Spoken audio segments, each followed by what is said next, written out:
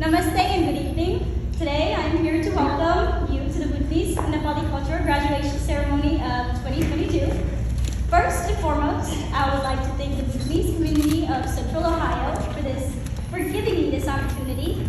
Thank you BCCO for this amazing event, and thank you for allowing me to be a part of it. My name is Dhira Mishra. I graduated from Ellet High School in Akron, Ohio, and this fall I will be attending the Fashion Institute of Technology for fashion design. I get to spend my first year in Florence, Italy, and then I'll be in the big city, New York City.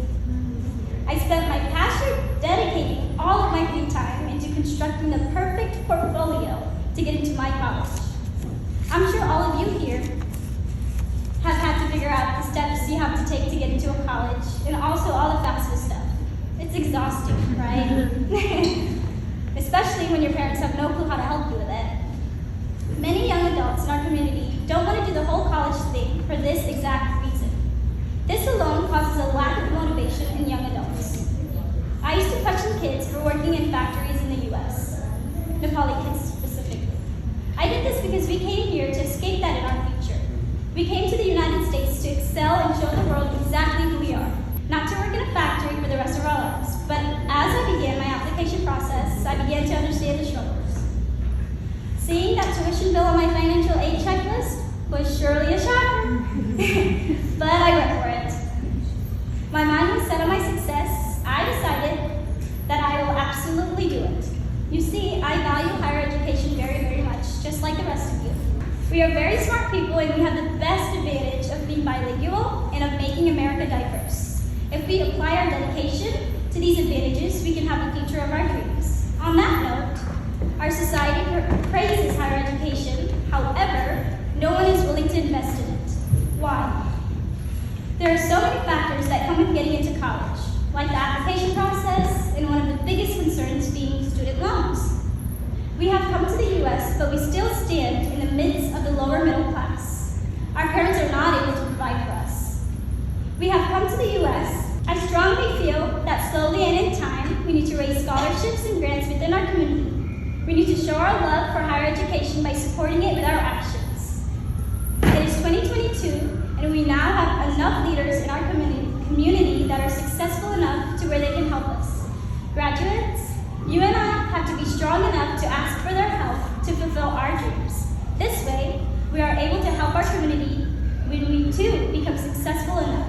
This is a healthy cycle that our community needs. With that being said, I want to deep dive into who we are. I want us to take a look into our past so that we can look at our future with a bit more light and comfort. We are kids that have been pushed into adulthood from a very early age. In order to provide for our families, we have had to sacrifice our childhood. We have had to take care of our parents in this foreign country. When you think about it, we are the strongest people of all. Our society doesn't acknowledge sadness or depression.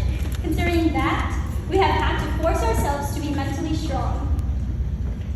Because what is being said, in our society, if a person is a little different from the norm, they're automatically ill or crazy. I have struggled with accepting our society because we are so self-contradictory. We judge and gossip about others for the same things that we do inside closed doors.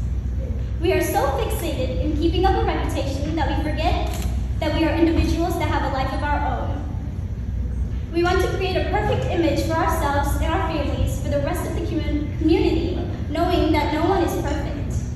We refuse to ask for help because we have this ego within ourselves. We divide each other into groups because of our last names, and that alone says a lot about us.